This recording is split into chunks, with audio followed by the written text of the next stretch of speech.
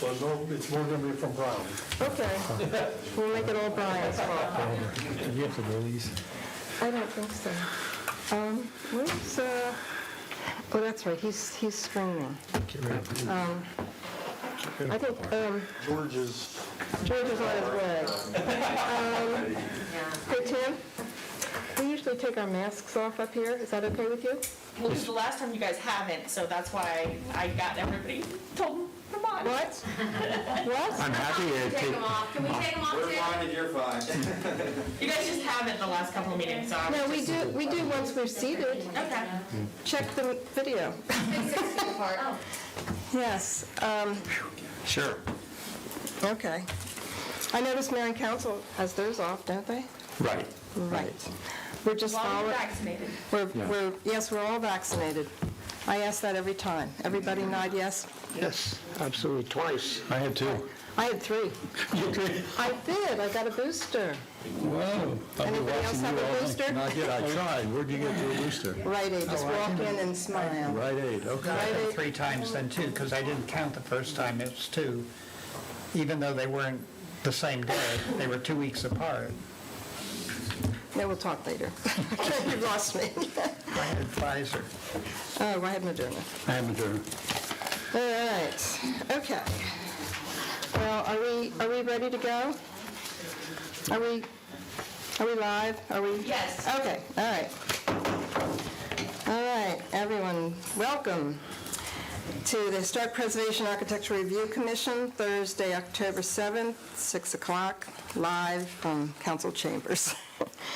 I've got a few announcements. I'm just going to go through them pretty quickly. The information was included in the agenda. I just wanted to ask a couple questions. The first one is an NAPC virtual training program that actually was scheduled for today, but because I did a reservation for everyone, you can view it in the future when they send us that link. But I was just curious, I think, Joe, you said you were... Was there? Yep. And how was it? It's good. Good. You viewed it too, Robin? It's off and on. Off and on, okay. Did you get a chance? You I did did one frame. one frame? Okay, all right.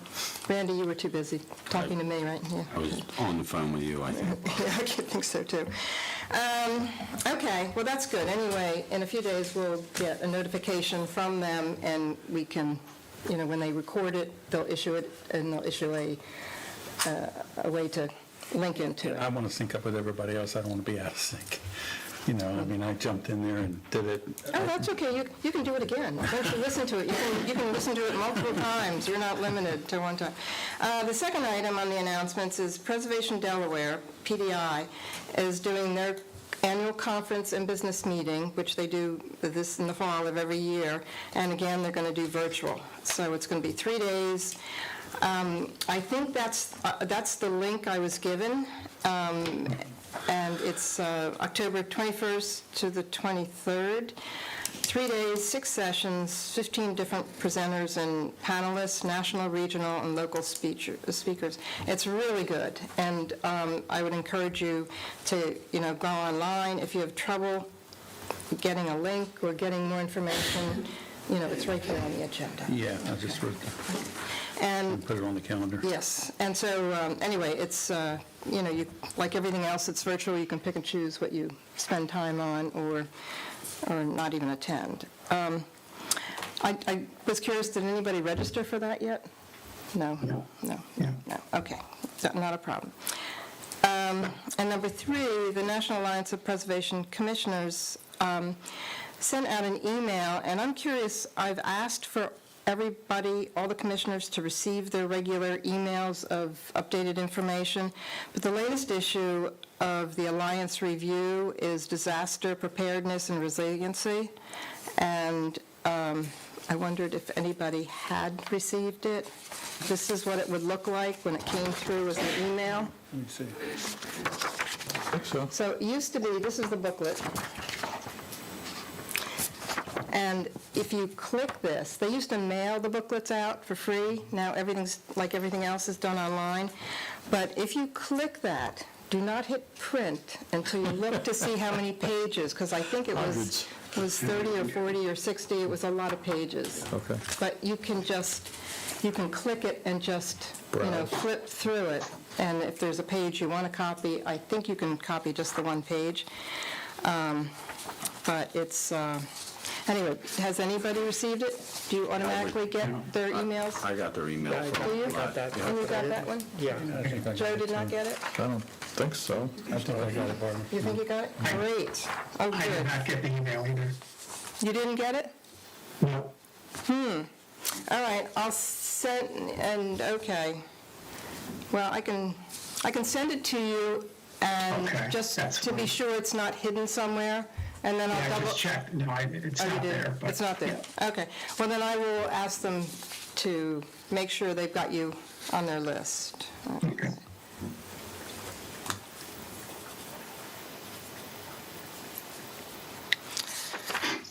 Okay.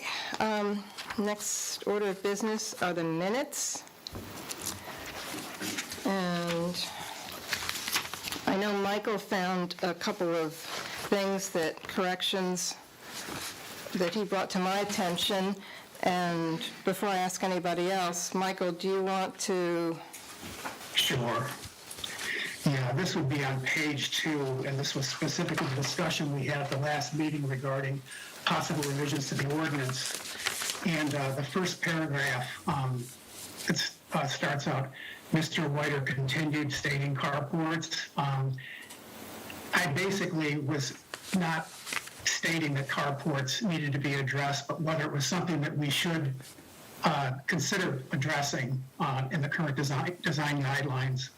And I'd like to see the text changed to asked, should carports be addressed? And then, George, you might want to chime in here as well, where you had stated with the second paragraph where it says, Mr. Thomason stated carports should be listed as structures under a separate section from garages. I believe after reviewing the video, it would be more accurate to say that Mr. Thomason stated carports should be considered a structure under that section of the code. As structures. And then, pardon me? Yeah. As structures? Considered as structures. Considered as a structure Right. under that section in the code. And then the rest of that paragraph, I think, is fine. And then the paragraph that states, that begins with Chairman Warnell spoke about the house. I think that last sentence in that paragraph, the use of boulders needs review to be included in the guidelines if requested for the historic district. If that could be reworded to just sort of summarize what she actually said, that the H Park ordinance currently does not address rocks or landscaping. And then the final piece there, which references the fact that I would draft changes. I don't believe I ever said that. And I believe what was said was that Chairman Warnell suggested the commission continue to think about additional revisions to the H Park ordinance for further discussions. And that's basically it for me. That correction I was disappointed in because I called up Michael and I said, do you have that list? It says in the minutes you're going to do this list, but of course it was incorrect. The only correction I have is on the very last page. It's about a third of the way down. It starts out, Chairwoman Warnell stated she suggested having a site meeting with the homeowner, and then towards the end of the next sentence, it says the site meeting showed the wall to be in very poor condition. There is no wall there. It showed the brick walk to be in very poor condition and not historic. So those are, yeah, oh, Joe has one, okay. Well, on the bottom of page 1, courtesy of Mr. Widener, was there also the issue of use of black windows on houses, which continues on the page 2, paragraph 2, about black windows may be denied. I think it should state Also the issue of black windows. black framed windows. Windows right? on houses, yes, Black frames, yes. Black. 2 mentions. Okay. Different information. Okay. All right, does anyone else have any corrections or additions? No, and I don't know, is, Jackie's on. Jackie's on? Okay, good. And who are we we're missing? George. George. George, is he on? No. No, he was going to probably do it on the phone. He was going to try, remember he said he had to, He had another- in the car. He's traveling back from another meeting, yeah, okay, all right. Okay, then may I have a motion to approve the minutes as corrected? So moved. Second? Second. Okay, thank you. All in favor? Aye. Aye. I'm abstaining, I wasn't here. Oh, that's right, you weren't. I wondered about that. Okay.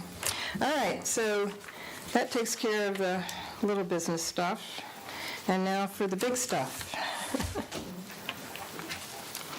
So we have one applicant on the agenda, and that's a pretty exciting one, actually. Patty Joyce and Ted Hack, and their newly purchased 151 Kings Highway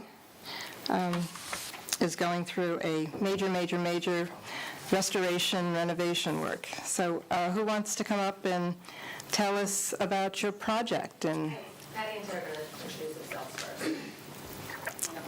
okay, just would you, for the record, the recording, tell your name and address? Patricia Joyce. Talk into the mic. You're good. Can you hear me through the mask? Yes. Because I have asthma and I don't want to freak anybody out if I cough. Okay. Patricia Joyce. Right now, we're at 6, what do you need, the 151 address or the where we are now? We're at 6 Houston Avenue in Lewis. Thanks. Okay, hello, everyone. I'm Patty Joyce, and that's my husband, Ted Hack. We'd like to thank you for giving us the opportunity to introduce ourselves and to offer background on the plans to be presented this evening. Some of you may remember us from our previous collaboration with Coastal Cottage Renovations. Our house on Houston Avenue here in Lewis Beach was originally built using the wood from a century-plus-old Delaware barn, which was disassembled on site and then rebuilt on our property in the 1990s. We wanted to update the house, but we were really worried that a renovation would ruin the weathered old Delaware barn that we lived in. But during the renovation, Stephanie and Justin were careful to ensure the old barn wood was not disturbed. If a section required it, the wood was carefully removed and repurposed elsewhere. And despite an addition, the exterior continues to fit seamlessly into our neighborhood. Some of you might recall this beautiful result, as we were honored to open our home that year for the Christmas tour and to host the Christmas tour party for the Lewis Historical Society. It was the camaraderie and community that we felt during this experience, actually, that convinced us that Lewis was for us and should be our final retirement home. Ted and I have discussed with Coastal Cottage our wish to refurbish the Marshall House also in a way that honors its history and the history of Lewis.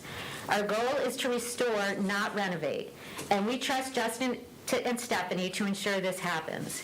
The original footprint home is stunning, yes, on the exterior, but also on the interior. The floors, the windows, the graceful size of the rooms are incredible and worth restoration and preservation.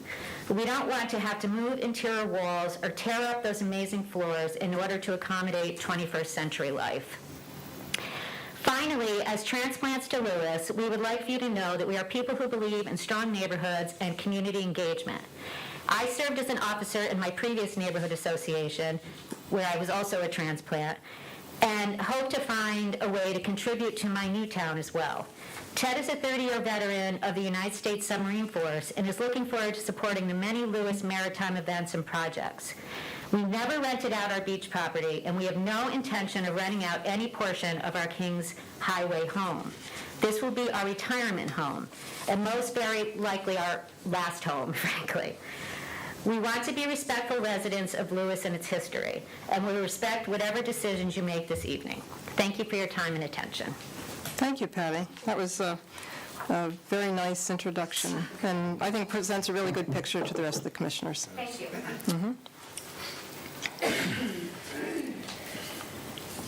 Let's hope it all just continues on that same Glad we're all in the flesh all here. here together. Yeah. Okay, so Introduce yourself for I'm the... Stephanie Bowright, Justin Travis. and so we wanted to start Yeah, I guess, so pretty much where we do want to start is like, where we were showing on here that we were going to demolish the back left-hand corner. So it's been made aware to us that this is obviously more of a contributing summer kitchen that we weren't originally aware of. So what our plans would like to be, I know they're not on here, this is something that we would definitely have to change, is we would like to keep the summer kitchen, move it to the back corner of the property, and then restore it to its original spot, basically. Or not spot, I'm sorry, but like, where it was. Thanks.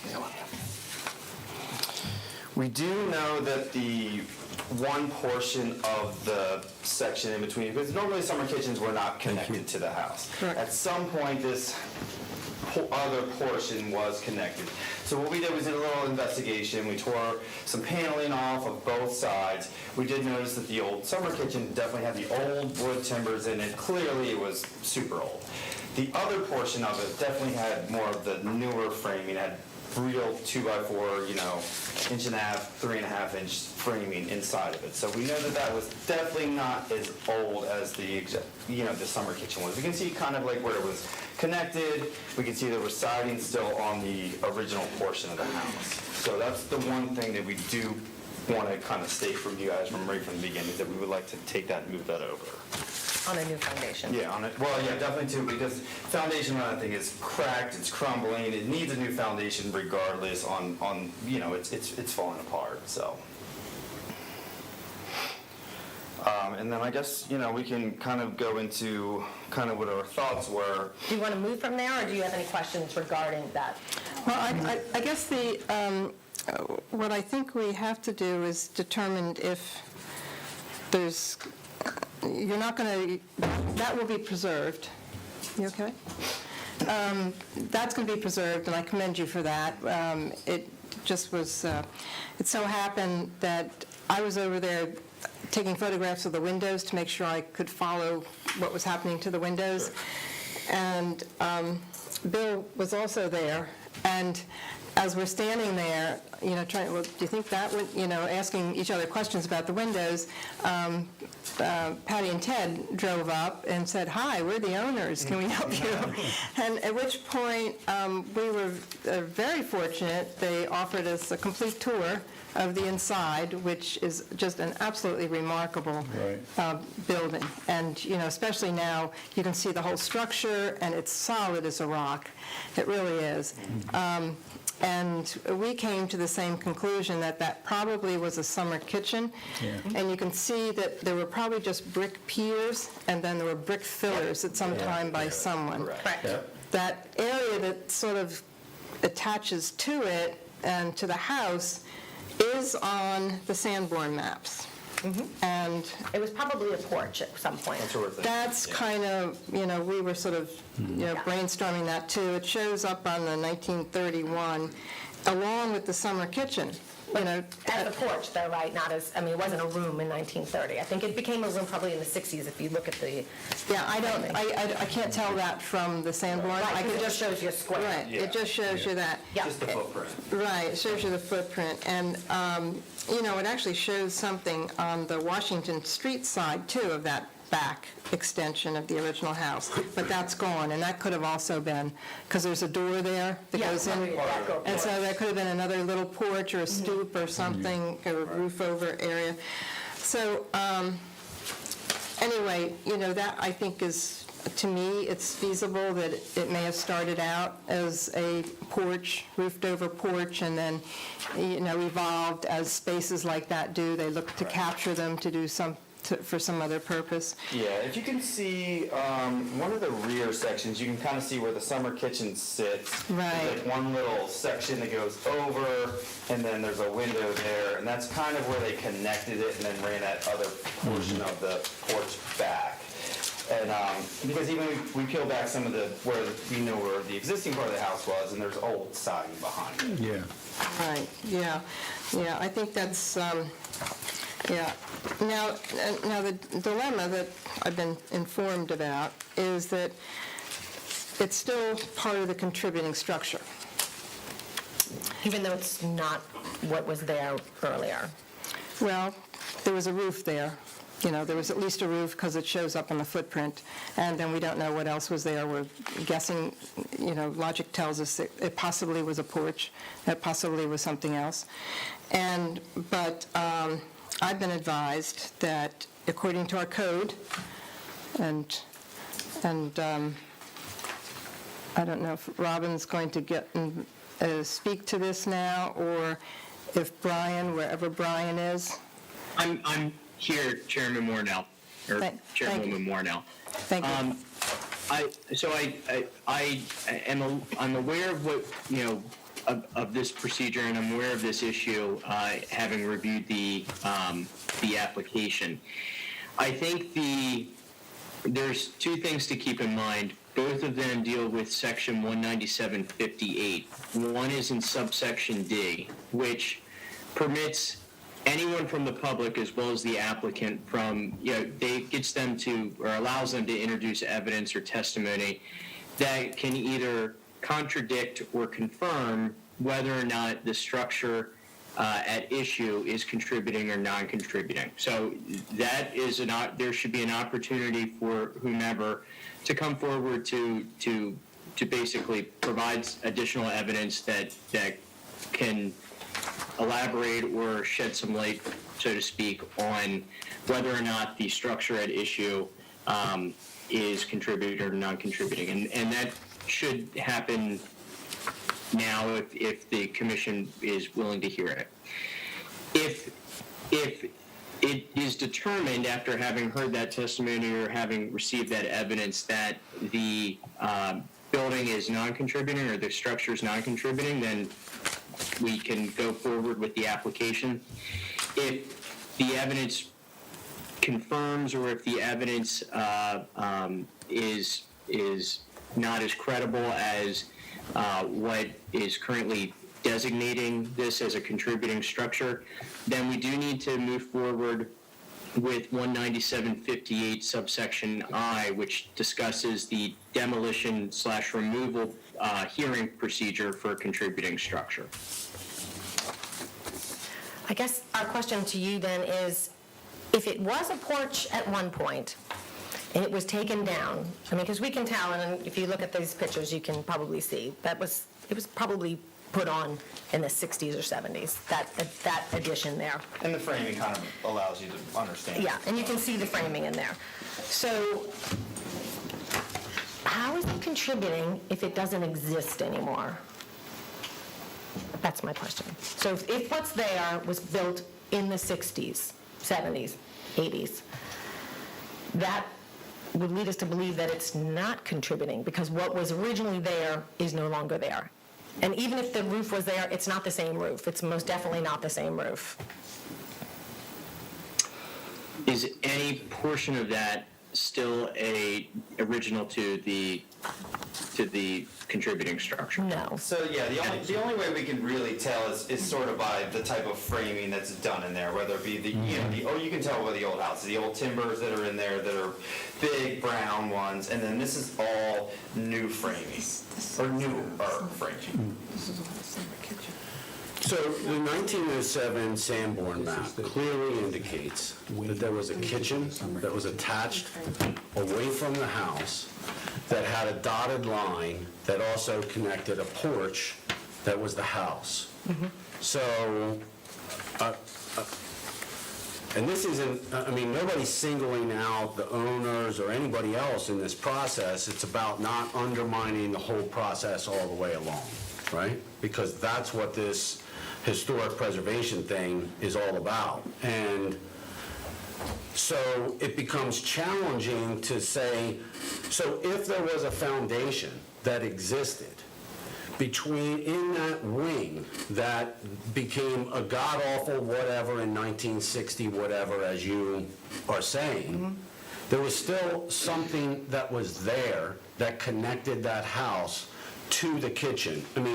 This 1897 Sanborn map clearly shows that. I don't know if you guys have looked at this one or not, but it shows the dotted line. That there was something there, yes. Right, it shows the summer kitchen or some structure. So then I think that the other thing becomes, And I think it's a beautiful idea if, you know, the owners are willing to take the summer kitchen, detach that, rehabilitate that structure on their property. God knows that's what this commission is all about and what we're looking for people to do, not to just burn things down and tear them up. Sure. Okay? However, you're changing the location of that on the property. You're in essence taking it away from its existing condition. And I think that that's what Barbara and everybody else, you know, counsel to the commission is trying to determine, because if we just flat out say, sure, you can tear that off, or you can modify that, or you can relocate that, then when someone else, like an applicant who was here 3 months ago, who wanted to tear down a section of their building that was clearly a contributing section of the building, and we made them stop, they have to come back, they've yet to come back, right? So that's the challenge that we have. I believe there's precedent set, though, because there was a house on the corner of McPhee and Kings Highway that had a summer kitchen and was moved to the back of the property. Yeah. So we. Not in the too long time. Well, yeah, I mean, Right, but it's about the, I'm not saying that it wouldn't be approved. What I'm saying is the process, did they have to go through, because then you want to demolish a portion of the house that That we is. feel is non-contributing as, Right. because of the way it's Can I built. say something? yeah. Because we No, have, yeah. at the mic, please. Oh, you have to come up to the, sorry, it just has to be Yes, recorded. I don't have any, but because I care so much about maintaining the history of the house, I actually went over there myself and measured the cinder block. And the cinder block is 16 by 8 by 8, which the patent wasn't even approved until the late 30s, and then became popular in the United States in the late 40s. So it's very unlikely that that piece is whatever was there originally, it's not there anymore. So it's not existing. Like if you said there was a porch on the Washington side, it's not existing, you're not asking us to rebuild that porch. Whereas that was not there, I mean, it's highly unlikely. I really do care, and I did go over and measure that cedar block. That's what I did. Thank you, Patty. So, and I do know that, you know, if we can get through this meeting and talk about moving the summer kitchen to the back corner, that will definitely have to be something we're gonna have to come back in front of you guys again for what we want it to look like, everything like that. But at this meeting here, we kind of want to say, okay, we're gonna take this off, we're gonna put it in the back corner. With a new foundation. With a new foundation, then we can come back to you, show you what it's going to look like, which basically is gonna look exactly how it was in the corner, and then we want to, if we are able to get past that point, then we can start working on the meat of the project. So if that's something that we can get past, let's just say, okay, come back to us about that portion of it. Sure, we can come back in a couple months. I mean, that can, you know, be moved, sit. We come back to see you guys in a couple months when we're ready to actually really build it and make it into what we want it to be. Now, the wing where the kitchen is, that wing in there, we're talking about 1960s. It looks like to me in the picture there, some of that frame is the original frame. See, like up above here? So this on this side is all from the summer kitchen.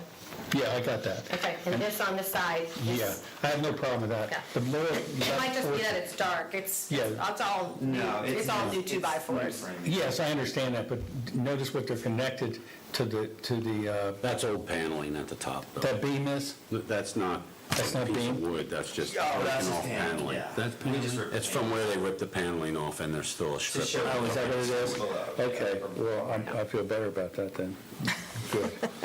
Yeah, I don't disagree that We want you to be right. that space was, well, that the space that shows on all of these Sanborn maps going back to 1897 was enclosed at some later date. There's no issue about that. And maybe they even, based upon this dotted line in 1897, and then looking at the next one in 1910 or 1920, someplace between 1897 and 1910, they increased the size of that porch. Maybe there wasn't even a porch there. Maybe there was just a roof and you walked out on the dirt. Well, that's what I mean, yeah, it's hard to say. But the contributing date is in 1897, or 1910 or even 1930, right? So that's the challenge that we have, because when we look at a building that was built in 1937, we can't treat it differently than we do one that, I think that's the rub that we have. I mean, and I think that's what everybody, Robin and everybody is trying to figure out, and we have to defer to the guy at the bottom of the screen up there to tell us what the best course of action is, because as we all know, this body is very controversial in this city right now. So, and I do think that one of the things that it was enclosed later on, clearly this house was not built for plumbing when it was built, you know, and we all know that. And there's only one bathroom that's actually in that part of the house, and that was an afterthought, because it's like, you know, you go up the stairs, there's like a little box that half the plumbing's sitting on. So most of the bathrooms are put into that addition, that's why it was enclosed, clearly after plumbing at some point. So that's sort of one of the issues that we kind of run into, that we kind of see, is that, you know, everything was moved over to that side, built on later on, to actually have plumbing into the place. Now, I mean, again, I feel like... Well, to get a bathroom on the first floor. Yeah, well, the little one on the first floor, sorry. But, so, you know, I think that, because we didn't have this committee years ago, so clearly this thing could have been torn down, rebuilt. If it was a porch, it was probably going to have some type of makeshift brick piers underneath of it, not any type of foundation or anything like that. So, you know, it would be assumed that everything was knocked down at some point and rebuilt as an addition that connected the two, is pretty much where we're looking. Which it does say in the United States Department of the Interior stuff that we got as well, that we put in your packet. So that, but in this thing, it actually said that there were 2 additions put on the house. So we definitely know that there was an addition put on this house. And I'm assuming that's the addition. All right. So where do we go from here?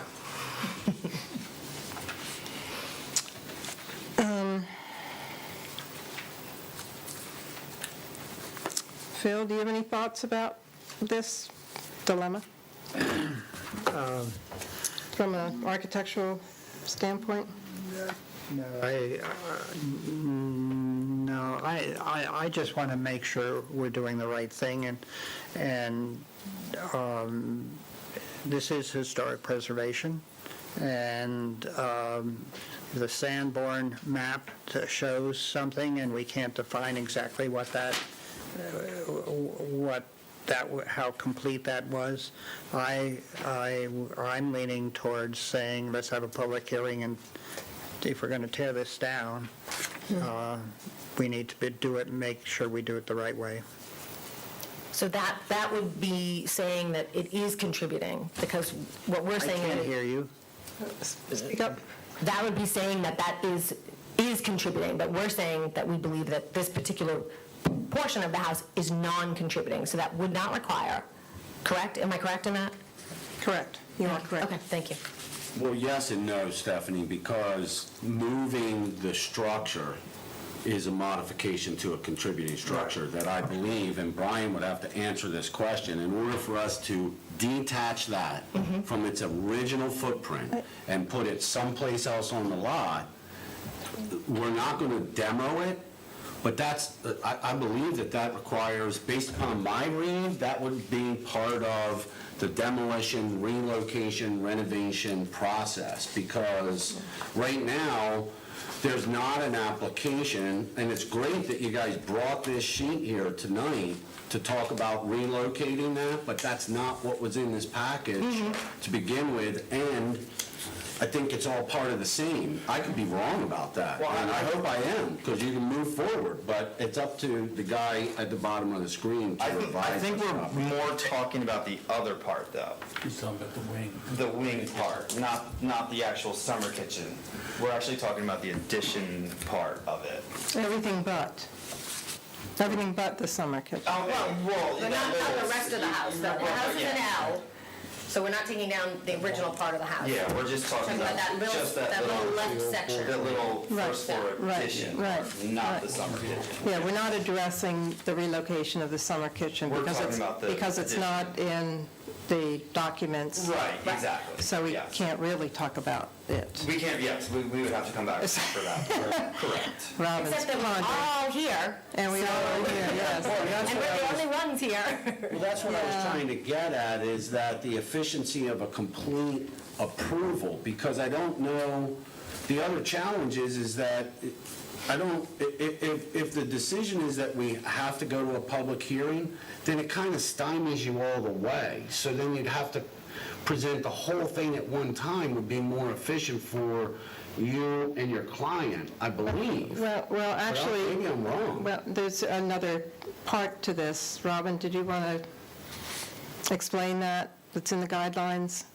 When we're going to, if we decide that we need to have a public hearing in order to demolish what we believe is the location of an old porch roof and whatever, then we have to have that before, according to the guidelines, before we review the application? Yeah, normally before you do any review and approval, you have to have that public hearing first. Right. Yeah. So if it is determined that we're moving this wing or whatever, this one-story wing, and moving the summer kitchen, because that's going to have to be done one way or another, then it would assume if it's all contributing, then a public hearing would be needed. And I'll refer to Brian just to make sure I'm saying that correctly. That is correct, Robin. If a portion of a contributing structure is not just, this is not necessarily a demolition. This sounds like they're trying very hard to preserve what they can. But a removal or moving of a contributing structure to another location under the exact same section, 19758I, you still have to have a public hearing because you're moving a contributing structure to another location. And there are several factors that you're supposed to consider in deciding whether or not that removal or movement or replacement to a different location is appropriate. And they're all in the ordinance at issue, but, that is correct. So I guess we would then, okay, so that's fine, we understand that part. We really need to determine about this other section, whether that is contributing or not. Well, all we have to go on is the series of Sanborn maps. The one that was included in our packet actually is 1931, showing an attached structure in that L, adjacent to, looks like it's attached to what we believe is the summer kitchen, and there's actually something alongside that summer kitchen, a little tiny something or other. It's not there now. I know it's not there now. And along with another structure back in the corner, which is not there now. So, I mean, So that's... what is the process, for determining the age of this structure? Is there like a forensic archaeologist that'll come out and say? There actually are. They can date wood. Right, okay. You check the nails. So there is a process, and it's up to. Okay, let me just listen to, I'm sorry, Brian, I'm sorry, could you say that again? I said there is a process. If the commission is entitled to obtain an independent opinion from a licensed contractor, but that's usually related to the structural integrity of the property that's proposed to be demoed or removed. So where we are now, aside from the Sanborn maps, if there is any other information, evidence, testimony, anything that demonstrates that the section that at issue that the applicant would like to remove and that they're asking about right now is a non-contributing structure, now's the time to listen to it, or we can table this and I think the difficulty we're having, Brian, to look into that. Sure. There's not a lot that exists on the history of this house. The earliest photo we could find was 1972. We've called the historical group here in Lewis, and the best they could do is give us the United States Park Department of the Interior, which is in all your packets. that says, that these were additions, one-story shed roofed addition off the rear. So they're calling it an addition, and this is, what year is this, 1986? So, it's like we're trying to prove something, but we don't have any, there's no evidence to prove anything. Well, So we don't really know what it was. understand. It puts us in a really difficult position, and I mean, I understand going back for a hearing for the moving of the summer kitchen, I understand that part, but we're totally on board with that, we have to go back for the summer kitchen part. What we're really talking about is this other part of the addition that we cannot deem contributing. Well, I'd just like to say what I learned from walking through the house is that area that had been enclosed at some point very poorly, and probably based on the materials that were used, at least what is visible from the inside is somewhat recently. Now, what happened, prior to that, we have no way of knowing. It's also, the roof is sagging. the floor is spongy. Yes, and to me, it has no real value as a contributing structure, even if it could be researched and you could find some lower beams, like if you crawled under the crawl space, that would be the place you would probably find some old, if there are any, structural wood beams that support that.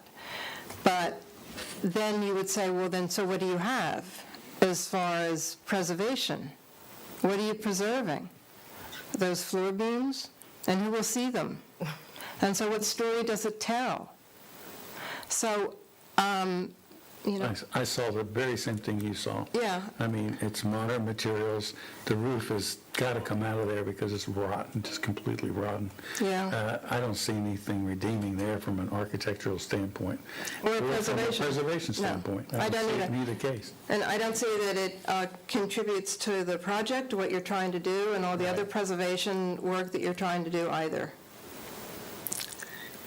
Madam Chair, if I may, I think the question that I have then is, based on what you have right now, whether that's the Sanborn maps or any other piece of evidence that you guys have right now, is the structure at issue that we're talking about right now, Yes. is it labeled a contributing structure or a non-contributing structure? That's, I think, the question. Because if it's non-contributing, then you don't have to have the hearing. If it's contributing, you got to have the hearing. Well, I think we can only go by observation because we know that there was a roof in that location at one time back to, well, the map that's included is 1931. Now, I did not look at all the other maps to see when that roof vanished, if ever. I suspect it never did. I think what they did was just that was extra space that they grabbed and did whatever they needed to do with that. But it's nothing in that space that we could see going through the building had any of the quality of work that the rest of the structure had. Exactly. None whatsoever. Not even the windows. No materials, the windows, nothing. So everything that was done to it was much, much later and has no contributing value. I agree. So what we do with that, I don't know. But because that's observation, and I would challenge anybody who went through there to, on looking at it, come up with any different opinion. And the only way, like I said before, the only way you would know was to be very investigative and probably find maybe some original timbers below the floor. Right. And so what does that tell you? That tells you you've got some old timbers down there. Which the Sanborn map tells you. Yes, yes. Yeah, it's a piece of junk. I was trying to show that in There's the no pictures. argument from me about whether it is a piece of antiquity or not a piece of antiquity. I think that the challenge is that in order to remove it, you're demoing an area that shows that it is. So, I mean, maybe I'm wrong, but it seems to me you still have to have the hearing, and you have all the evidence to support removing it. This body, if I were to venture a guess today, purely speculation, not a vote, would say, take her down. But you can't do that relative to the way that this is written, or relocate that other building without having a public hearing. And it seems to me, and I'll check with Robin and Brian, I thought we did this before, somebody came forward, we had to have a public, it became clear that there was going to be a need for a public hearing for removal. They had the rest of their presentation. We had the public hearing at 5 o'clock or 6 o'clock, or I think it was in the daytime when we were doing Zoom meetings, and then we followed up immediately with them on the agenda for the rest of their application. Yeah, I remember that. And they walked out with all of their approvals and followed what the regulations say have to be followed. But that was because you were still considering that portion contributing. But if there are people who are saying they've been in it, they see it, it's not, I don't understand why that's not enough. Well, it's The demolition of a portion of a contributing structure, it's known that this structure is a contributing Yes. structure. Porch or That's not, right. the whole structure He's right. becomes the foundation of contributing structure, the way that I read this. Brian, is that a correct interpretation or Commissioner not? Burton, I tend to agree with your reading of this. Okay. If this is the contributing structure, regardless of the value that it has as a contributing structure, those are factors for you guys to consider at the hearing on whether to remove or demo. But if this is a contributing structure, regardless of the historic significance that you find for it, or the value of a historic property, or whether there's any value in continuing to preserve it, that's something for you to determine at the hearing.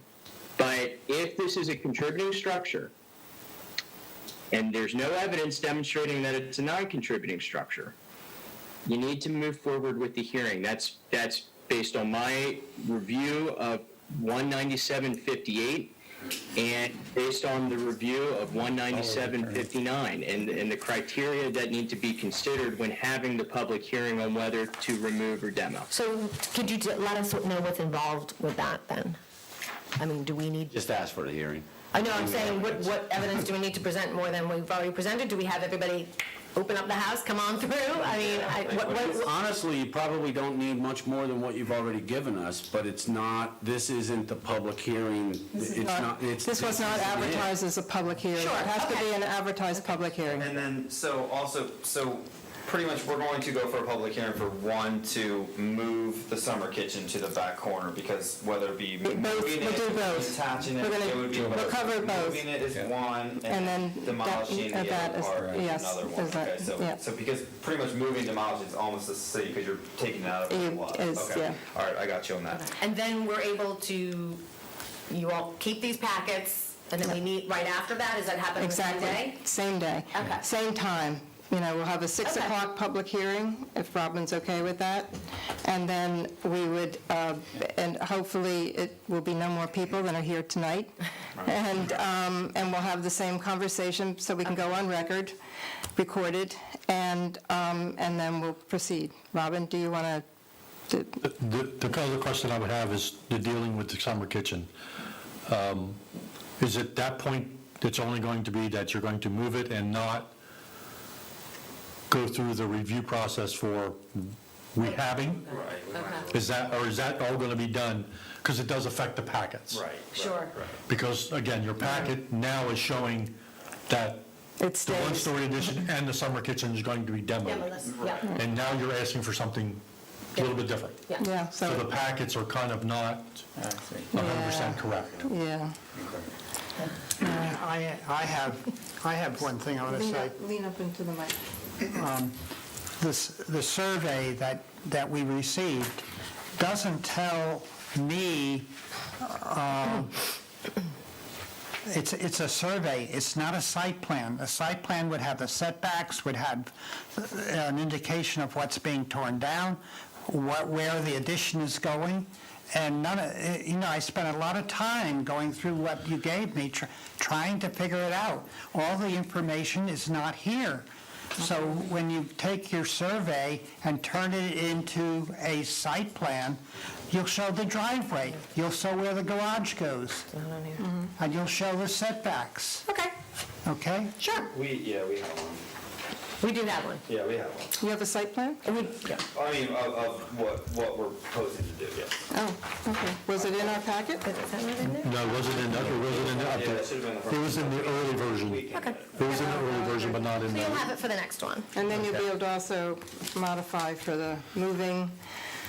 because that's going to change too, because that's, The site plan's gonna change. yeah, the site plan will change because It's of, gonna show the summer kitchen Yeah, in the back correct. corner of the property. Do you need to see how, well, we don't know how it's going to be renovated yet, but I mean, I guess so when is this happens next month? I mean, or Next, is there yes. any- that's the first, it'll be at the First next meeting, Thursday. first Thursday of the month, yep, Okay, all right, so we'll just. November summer 4th. kitchen renovation. November 4th. I mean, the drawing. the drawings. And you'll be posting the site too. Yes, we have to post the site, that's in it, because that's all going to be put in the paper 15 days prior to the meeting. And how do we apply for this hearing? It's happening now. Yeah. Okay, all right, I just want to make sure. Yeah. What I happened, want to make sure, I don't want to miss it. No, I appreciate that. what the Justin. commission will do is make a motion to schedule a public hearing to Okay. review this application. Yeah, so, now, I just had a couple of other questions, and a few things that I wanted to say. I just wanted to commend you for taking this project on, and also for Patty and Ted. This is a volume of work, and it's, we all, anybody, I've talked to a few of the commissioners prior to the meeting, about this application. It's extremely challenging to review. It's like, looking for the puzzle and where does it fit? And, but it's also, having been a design professional my whole life, it is a very big project, and it's very challenging, and it's got a lot of moving parts. And I think the one admirable given is that Patty and Ted are so committed to historic preservation. And so that, that takes a lot of things off the table. That sort of changes the focus. It's different than a lot of applicants and homeowners that come here. They may want it to look nice and be respectful, but they're not, they're not quite as adamant about it as the homeowners here. And it will be an absolutely outstanding contribution to the historic district, and a wonderful companion to the beautifully restored house across the street from you as well. So when we just happened by chance to have a wonderful opportunity to tour the house, I also, Patty said something about, coming in, and of course, by chance, Bill was there also, and we jumped at it, and we went through the whole house. Very kind of you. And it really is. And I don't know if you would consider touring the other commissioners, having a chance. Is the public hearing the same day as it, so we don't have to wait like 2 months or anything? Okay. No. Yes, I'd be happy to have everybody come to the house. Okay, and no, take a look. we can only come in groups of 3. Okay. Because if there's more than 3 of us together at any one time, it's considered a public meeting. Trouble. Certainly. And so now, Bill and I have already done it. Yeah. So, I'd like to do it. so It's worth walking you through. and It's an Randy, incredible house, yeah. and then George. I don't know if, Michael, if you're interested or able at this time? You'd like to?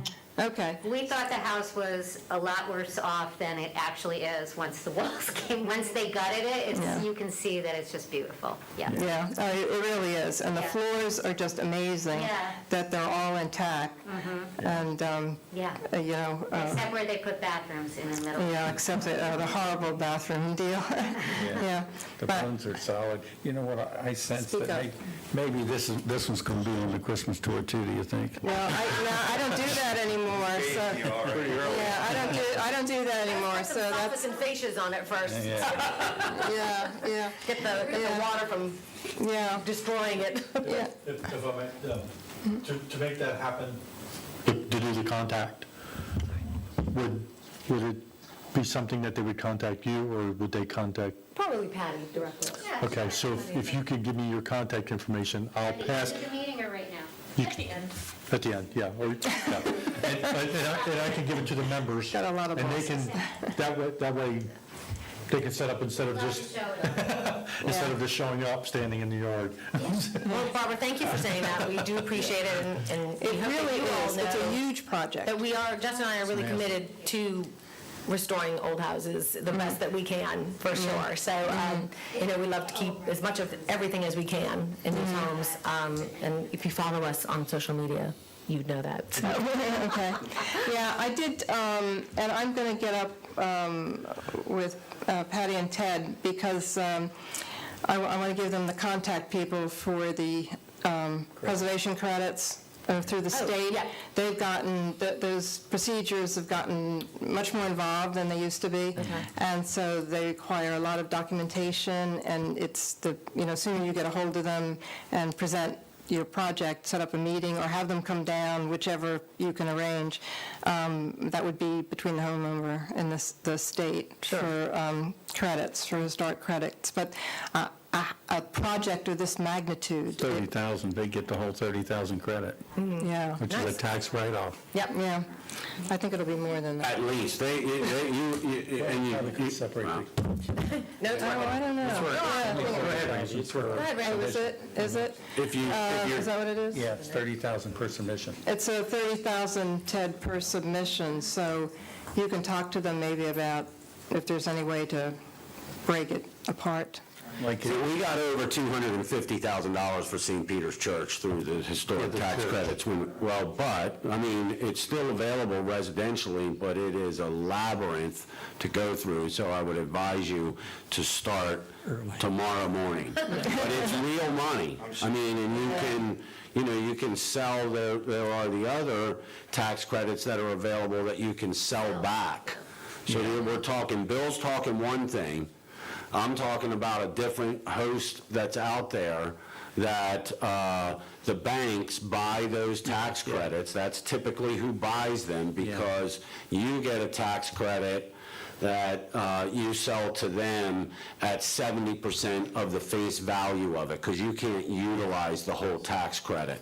And so they give you 70 cents on the dollar, and they make that 30% spread on their tax returns for the banks. Banks are the biggest candidates to purchase those tax credits. I could throughout the have state. sold mine, but I went 8 years without paying state taxes. Yeah, you can play it forward but you can also get money once you're approved. I snap my fingers, but the getting approved, but that house would absolutely qualify for significant tax credits. Yeah, and I think that there's a couple of people at the state level that would really appreciate seeing what a remarkable project this is going to be.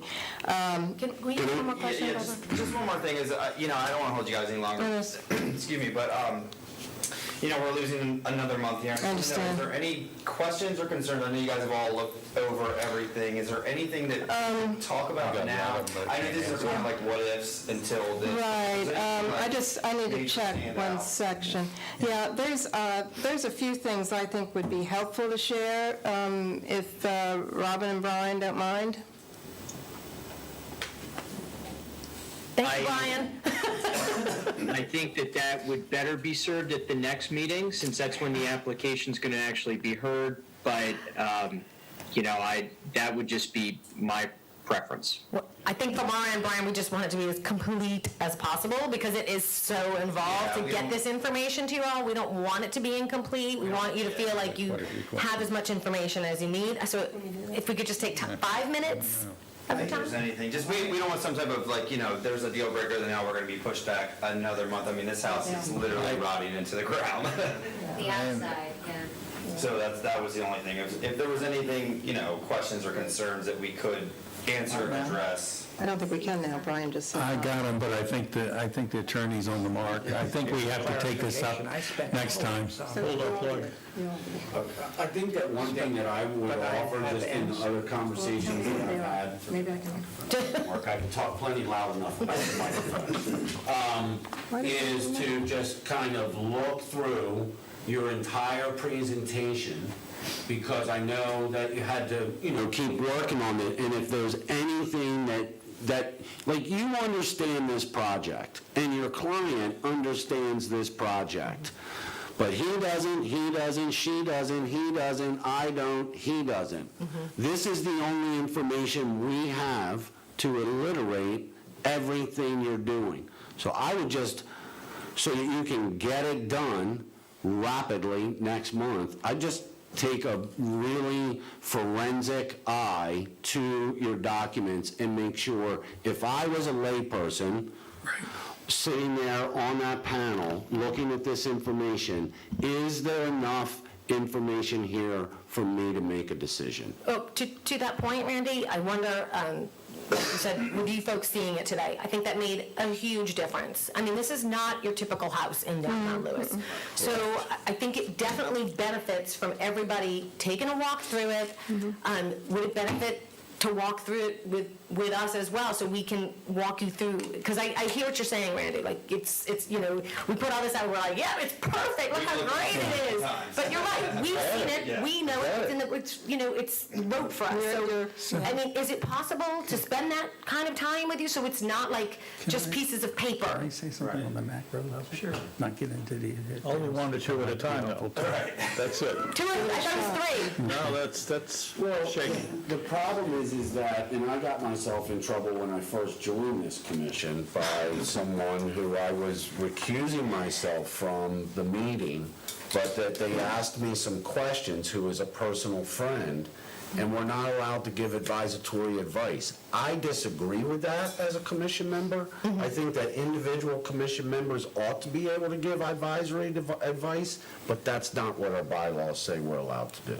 So that's I get what you're saying. But not advisory, but I'm just saying, feet on the ground, boots on the ground, like actually seeing what we're talking about. I don't know if this will help. I just walked all through it, so I'm going to speak from a macro level. I'm not going to get into the details. We're going to do that next time. But to help you out, and you're asking for this help, I'll try to help you.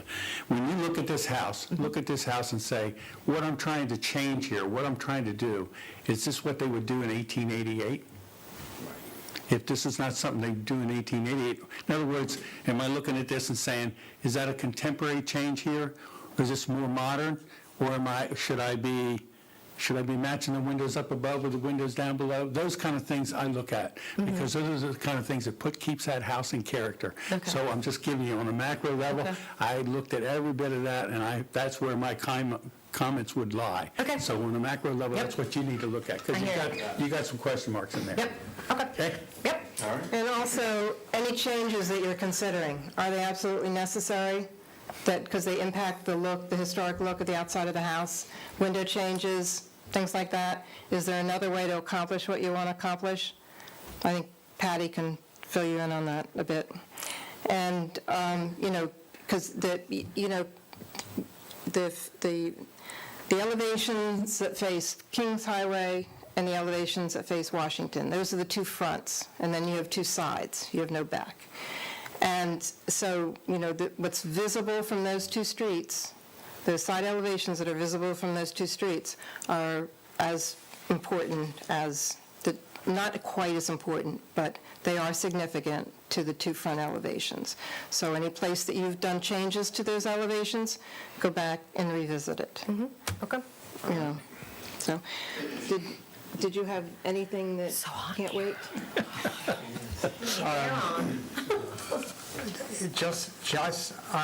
Be kind. First off, I was retired, but I was a registered architect in 4 states. I knew that, actually. And You tell us that. And I had a hard time figuring out, what are you taking down and back? All I have is a site plan, but it doesn't say this is going to be demolished, or this is going to be revised. It's a survey, it's not a site plan. We have that coming. Where's the driveway going? Where's the garage going? It doesn't tell us that. Yeah, they've got that. Yep. It was. You have that coming. It was left off the submission. They have a site plan, they said. Okay. Yep. We won't let you down, Phil. Robin, I got a lot of notes all over all this, so can we keep the old and you'll give us a new set, or how we want to do that? A supplementary copy. I've got questions on all over this place, got things circled. Yeah, I don't think that we're gonna be able to give them back. I mean, everybody's, I mean, I get it, it's a lot to, but I think that you guys have some stuff you've gotta tweak and modify. So it's gonna and, change anyway, yes. You know, there's kind of changes, so it's a lot of work, I get, but, I mean, I think the next meeting should go smoothly. Bless your heart. Okay, I think we're done. one last thing, and it's not Madam Chair, real necessarily. quick, was there a vote to have the public meeting? That's what I'm getting, yeah, We're getting there, Brian. Commissioner Bird's going to speak, and then we'll have a motion. You know, I don't know that you need this evidence, but I don't know if you know Connie Miller or Roland Marshall or Deborah Fisher, but any of them probably have some evidentiary photographs of this house. This is part of the Marshall family, which are long seafaring merchant families in Lewis. The oldest remaining heir in that family is Roland Marshall. He lives on the bayfront in Lewis, so I would... Patty put it out there on social media on the island. Well, I doubt that Roland at 97 or 98 is on social media. Assuming he's probably got some relatives though. I texted TR to look into it as well, and said he was trying to find something, but he didn't. Well, And I think all three houses there, that house, the one to the left and the one to the right where Marshalls lived in those. Yep. All three of them. Yep. Okey-doke. Okay, Madam Chair, I think it's a motion. Yes, okay. I need a motion that this project is going to require a hearing, and will happen at the next scheduled H-Park meeting, which is the first Thursday in November. November 4th. November 4th at 6 o'clock will be the public hearing, and then the regular meeting will follow immediately after that. All right.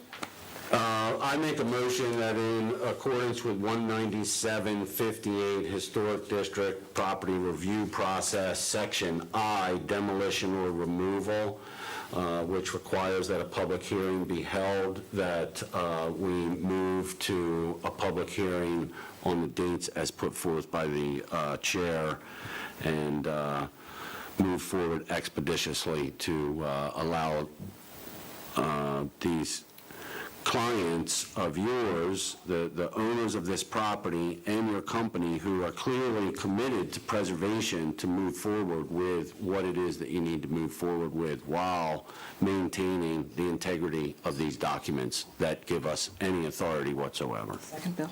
I'll second that. All in favor? Aye. Any opposed? Thank you very much. Thank you. See you in November. Yes, see you in November. That's a song. Is that a song? I see you in September. Oh, was it September? Oh, was it September? Oh, okay. All right. See you in September.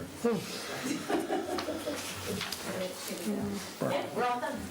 Thanks, see you later. Thank you. Thank you. Can you send me Roland's info? Do you have his contact? And when Robin gets us the information, I'll actually reach out to Roland and ask him if he I has any. appreciate it, because we've been trying to get photos. I would love to see it.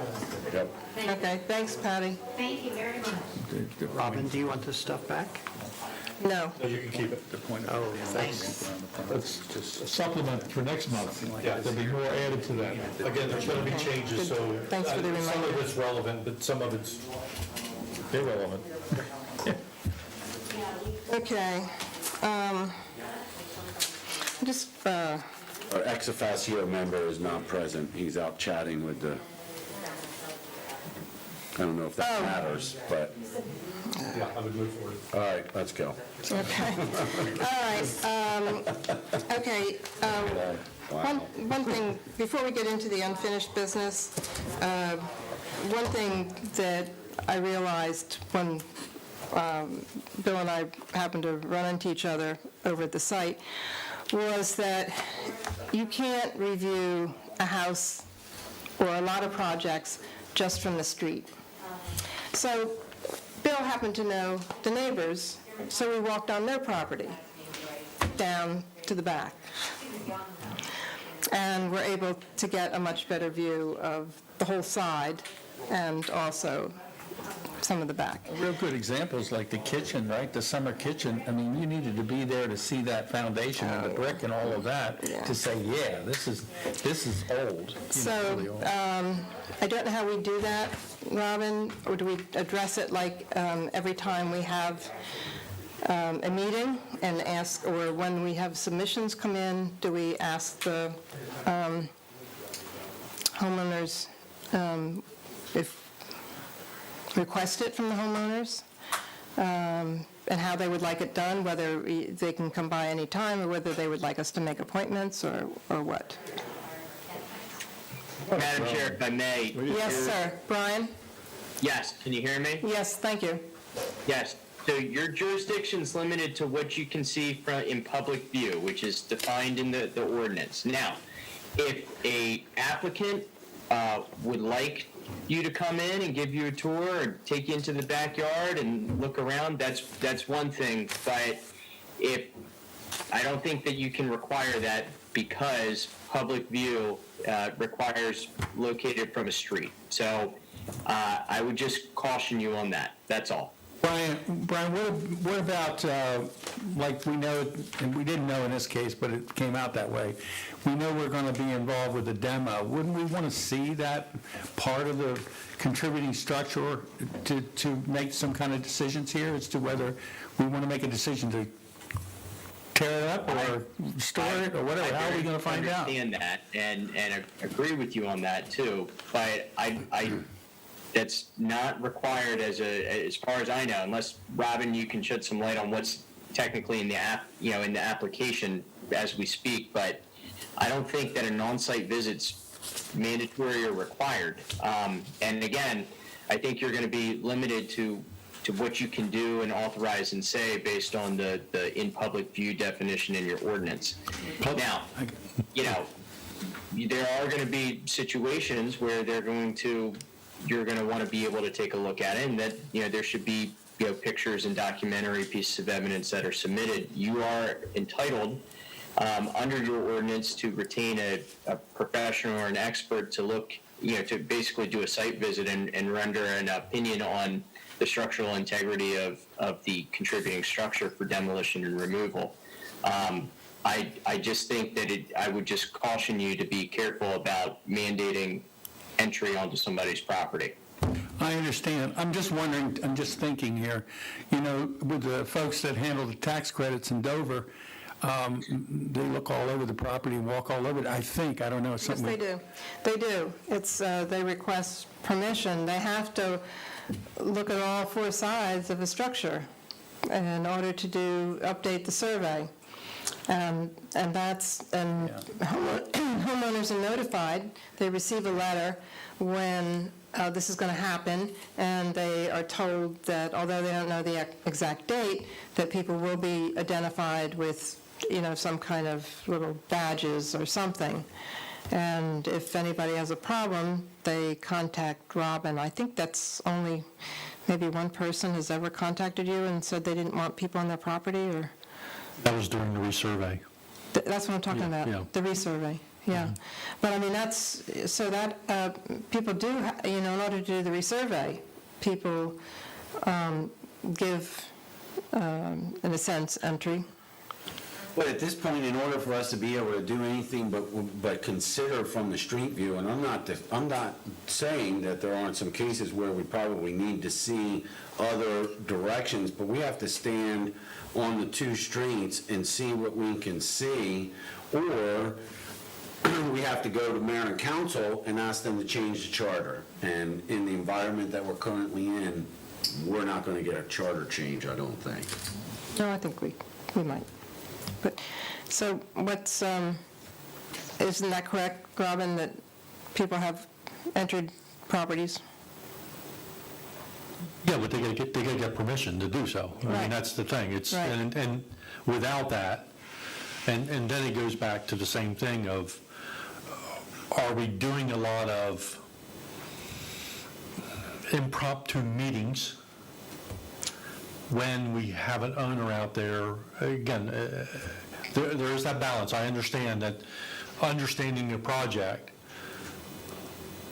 but there has been occasions where I've heard applicants stand up before and said, well, I spoke to Commissioner so-and-so, and they made it sound like it was a done deal.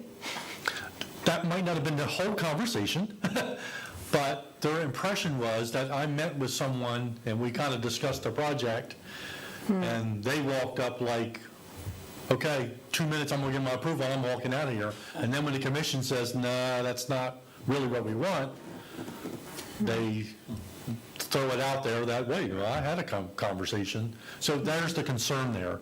You would hope, as Commissioner Burton had said, look for the applicants to look through their paperwork and supply as much data.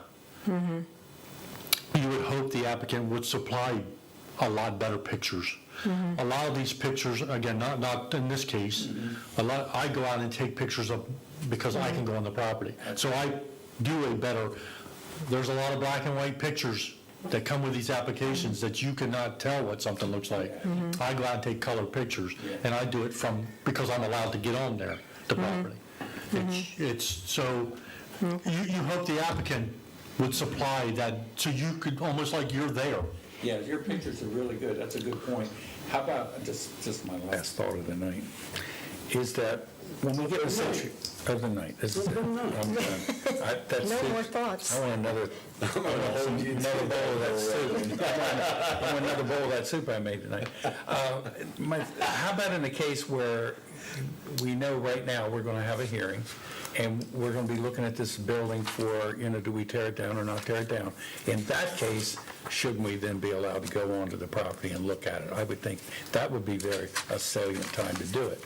And then in that case, we wouldn't be looking at every property that's coming up on the agenda, but those that, should we tear this down or not? What kind of condition it is? Is it modern, whatever?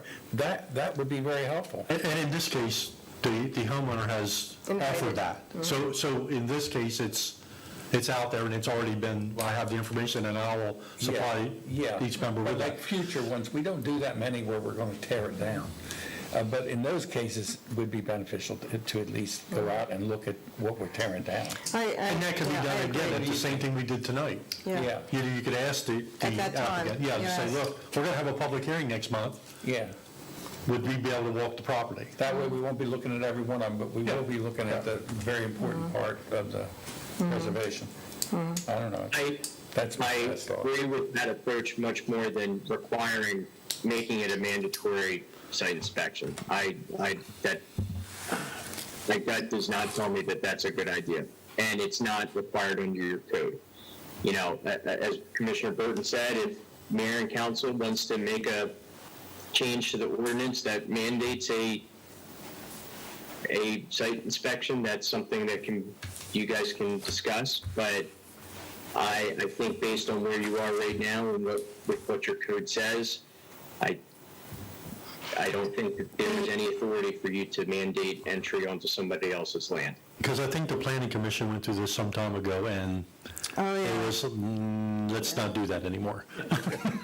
That's the best. Now- I think it's great if the client or the applicant who wants to do a demo, once we've determined, or when they just come, right? I mean, some people come in, we haven't had one in a long time, that they know they want to do demolition, they make the application And they have request, other- and it's public hearing first step. That's Right. what it is. And it could be that Robin then offers to them, listen, it's kind of become clear to us that it may be to your benefit if you wanted to have, or maybe you don't say to your, but, it will help your overall presentation if you were to allow individual commissioners to come by and walk the entire property so they have a sense of what you see that you want to remove that you don't think's of any value. Yeah, that's a good one.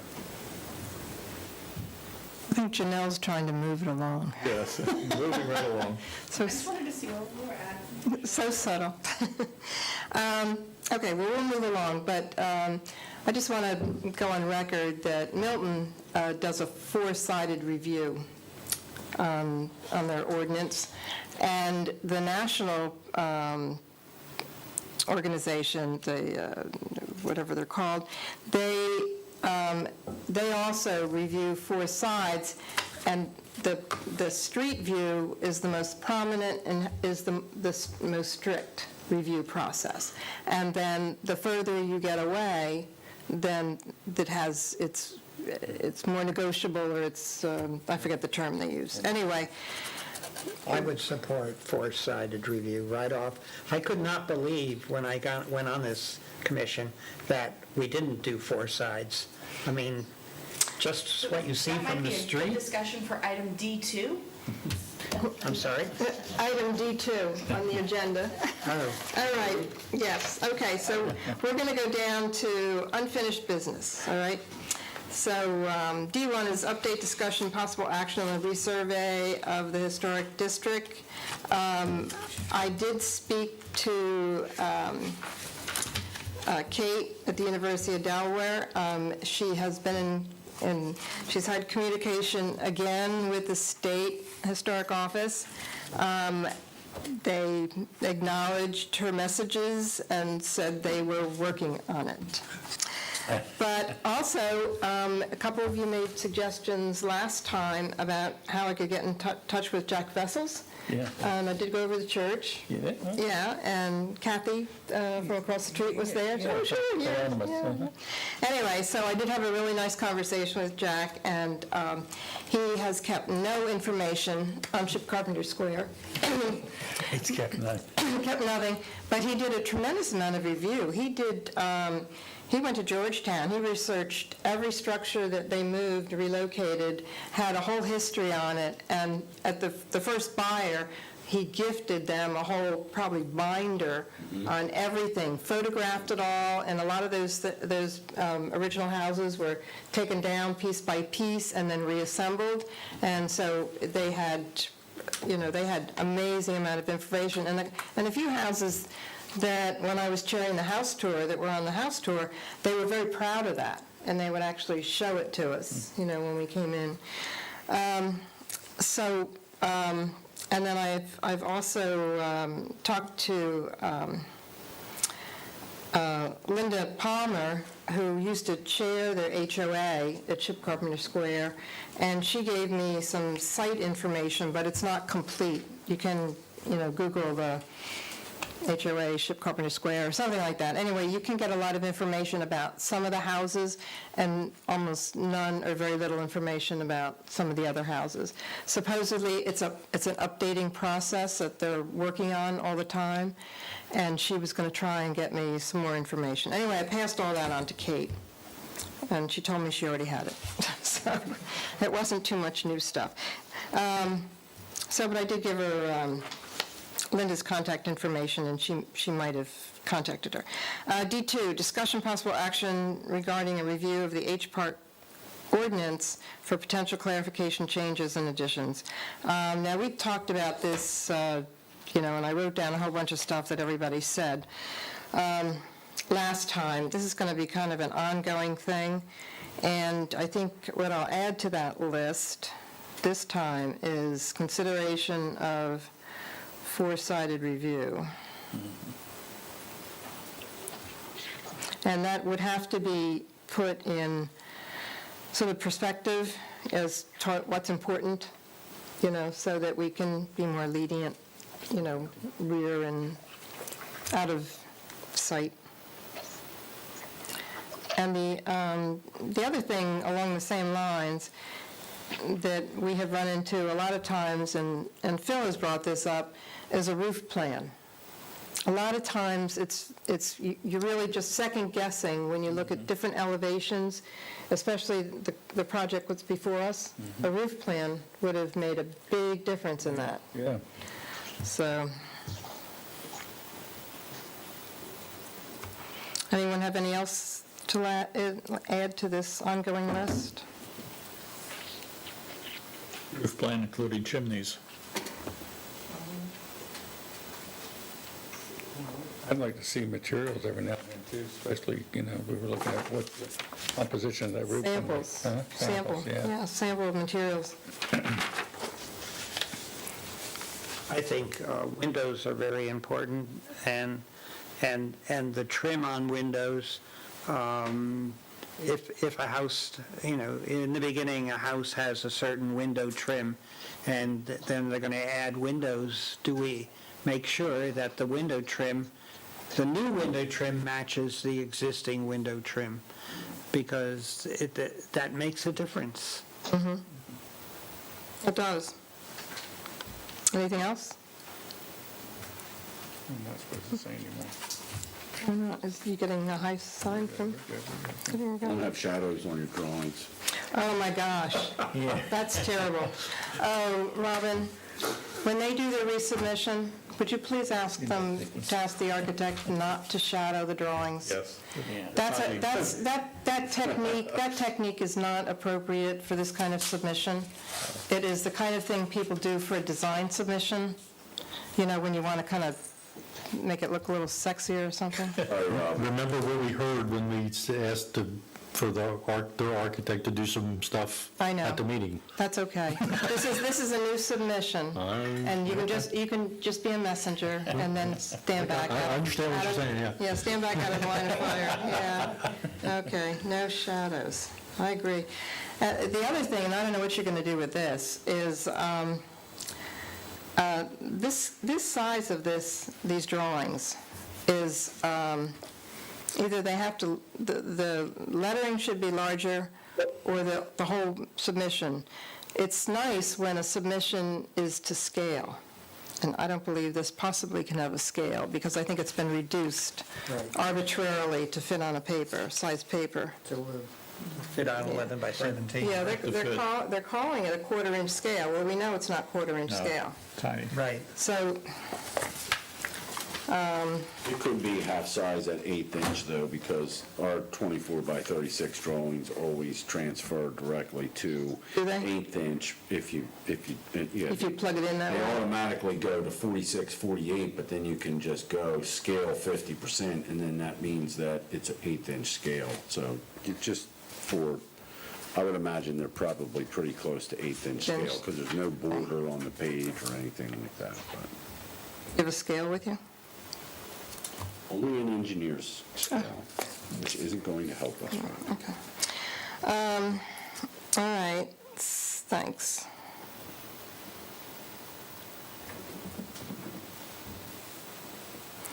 All right, then D3. Oh, and Tim, you can jump in on this one.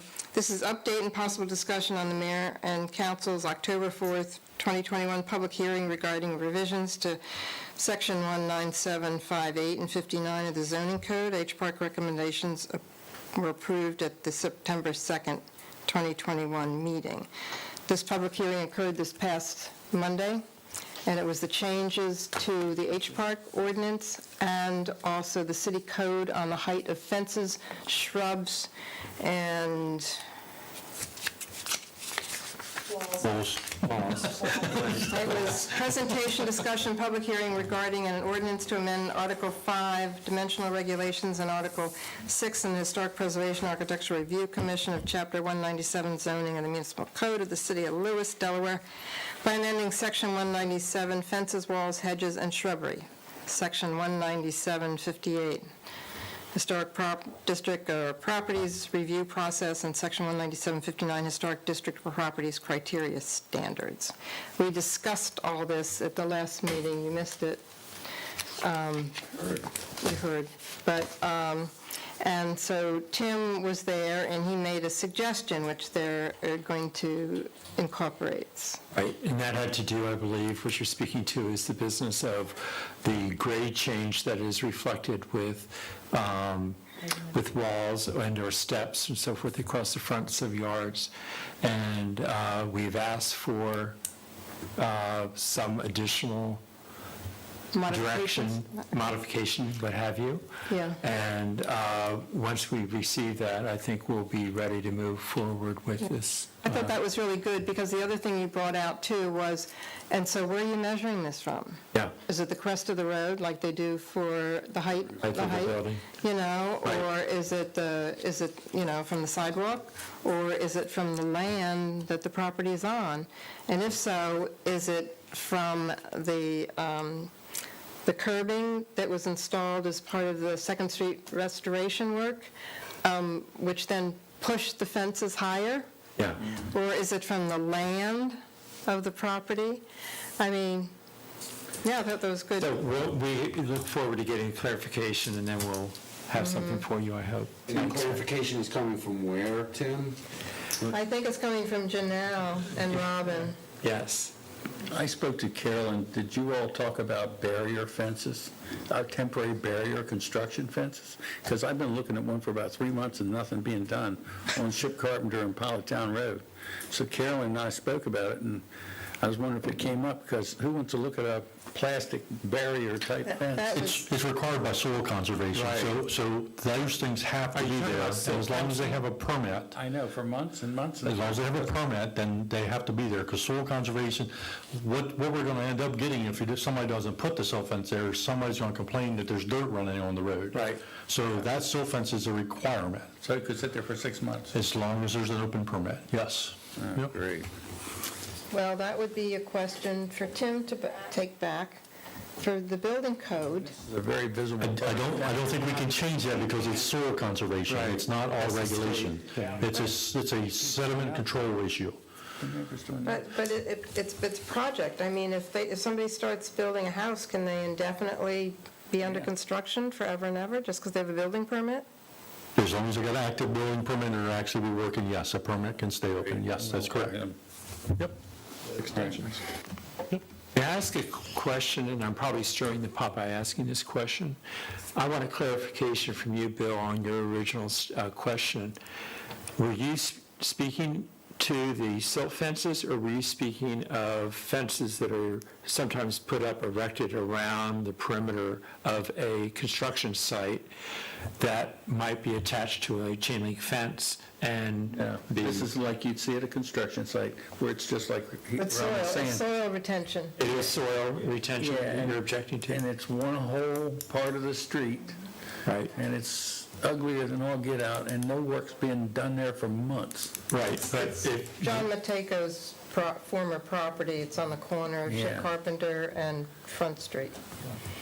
I'm just complaining tonight. It's a. Oh, yes, I know what you Across the mean. street, And that Upper is a soil retention. Yeah. Yeah. I understand. Thank you.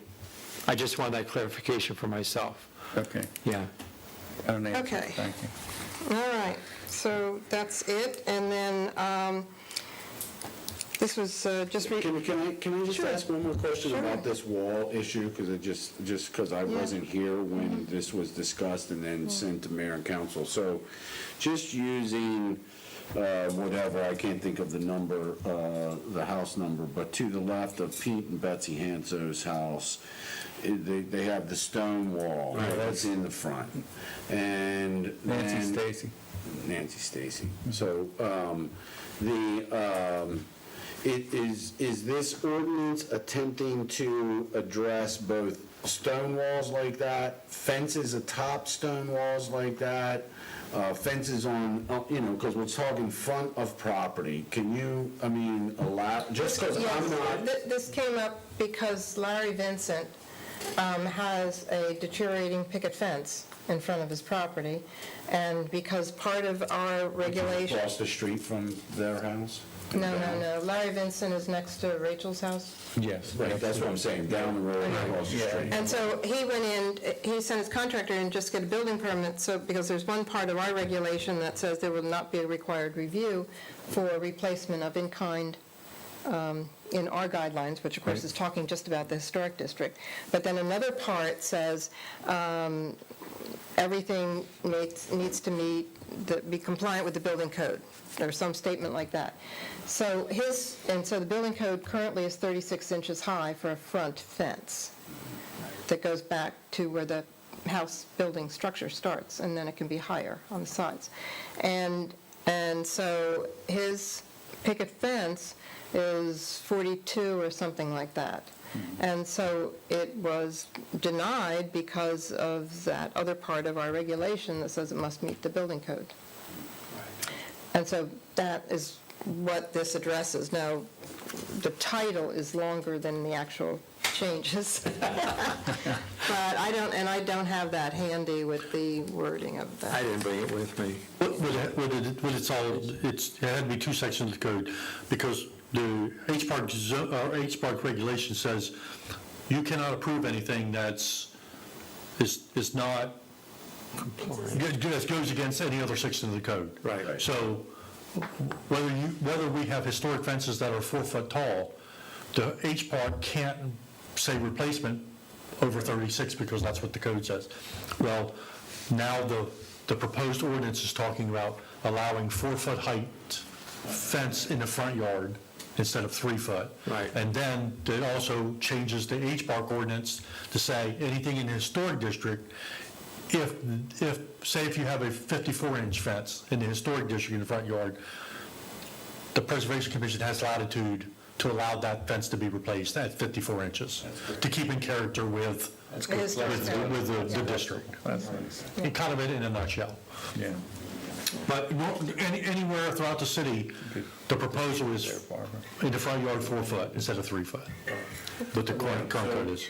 That's great clarity, and the reason that I was asking the question is because it's kind of a leading question. So the majority of the fences that we see throughout downtown Lewis on front yards that are taller than 36 inches are also picket fences that are 50% open as well. So in the thinking of this, because we have different people that we're dealing with sometimes, is that addressed, is that part of what you and Janelle are looking at? Because, the next thing you know, you got somebody coming in and they're building a 4 foot tall closed fence on the front of a property. And the reason I used Stacy's house specifically is because there could be a solid argument from them, because their yard abuts that wall in the back, that their 4 foot starts on the top of that wall, because that's the grade of their yard, right? Yeah. So now they have a 5 foot fence, and I'm not saying that anybody's asking for that, but it's the challenge that we face with some of the people that might want to do that. And so I'm just asking. And that's what's being addressed. I got you. And it is, I think the pros ordinance basically talks about the Fences in the front yard at 4 foot have to pretty Gotcha. Right. Okay. Yeah. It speaks Sorry to to belabor this issue, I just wanted to make sure. Well, it's pretty complicated, and actually, the mayor went around, I'll pass this around, he did a whole bunch of photographs before we had a meeting to, brainstorm this, and he measured them as well. They're all over the place, aren't they? Yeah, well, they are. And, there's a lot of historic metal, and this is a new metal, but it's still higher. Right, because does the Lewis Code disallow pools in side front yards, we're gonna call them? Side front yards, so not directly in your front yard, but in your side yard of the front of your house. Yeah, they can be forward of the house. Forward of the house, right? Yeah. So one of the reasons I was asking that is because then a 4 foot fence, then there's a different code issue, right? Because a 4 foot fence is required anywhere that there's a pool. So I'm just kind of, I'm not really trying to belabor this, but just being the devil's advocate, because it's one of my specialties. Well, I just want to congratulate you on that. Thank you, I've seen these. I'm going to 48 because they get their King's ice cream cone and sit on the top of the pickets on the fence and break them down. Now we go to 48, they won't be able to sit there. I think it's a great initiative on the part of the Yeah, I town. saw you had to replace another section recently. They sit right on top of it. They actually sit there? Yeah, 36 inches. I guess everybody, it fits the We need a bill. bench down there. And then guess what they do with their cups after they eat the ice cream? They throw them in their bushes. Uh-huh. We can't get anything in there on that, but I will. Write that into the fence ordinance. Around to the front of the yard. Hey, that's what you need. You need a pit bull. A pit bull, yeah. You do. Or I'll at put my least- wife out there, she can be pretty tough. Roll the tape, right. This is me when you're ordered. It's all right. She wouldn't even give her a sense of humor. You better. Oh, she's good, she's good. Okay, the last unfinished business is review and discussion of the NAPC summer short courses, which are extended. You can still listen to them if you haven't, through into the early November. That's the part that I'm Oh, you're reading. that's where I'm into. Oh, you're still. I'm still on that. Catching, so am I, don't feel that. Okay, so, anyway, so if anybody else is it's still good. wanting to listen to those, I did send you a reminder about that this week. Good data. It's really good. It's fantastic. They're really good Yeah, I instructed. suggest that everybody try and watch all of them. They're really good. Yeah, because there's a lot of good information. And I'll tell you the other reason is that there's no way that we are ever going to be able to physically, even several of us, go to in a physical location for a workshop or training. Number one, the city's not going to pay for it. Number two, I don't think any of us are going to pay for it. And so the information we're getting with these free, the only ones we pay for are the summer programs, and I think that was about $40 each as members of NAPC. So they're the same courses that we would go to if we went in person to one of these training sessions. So, take advantage of it. And that's all I have on unfinished business. Anybody else have anything unfinished to bring up? Nope. And I have no new business. I think I covered new business and announcements. And chair and staff. Oh, we only have two. We had two. Wow. Pretty straightforward. Anybody have any questions? Okay, that first one was, I don't think we had enough of a pitch to continue with Well, that's why they wanted to take the shingles off, because of this. the low pitch. Yep. And then Coleman was, Coleman was another skylight request, and They already had them on the house. so I, even though they labeled this room, they wanted more light, it's labeled as a storage room. Conditional storage, yes. Yep. So anyway, it was, okay, all right. That's it for me. Anybody else has anything? Make a motion, we adjourn. Second that. Okay, all in favor? Aye, all right. See you in November. Yes, see you in November. Yeah. Did everybody get this from the city? They just started this. Get it.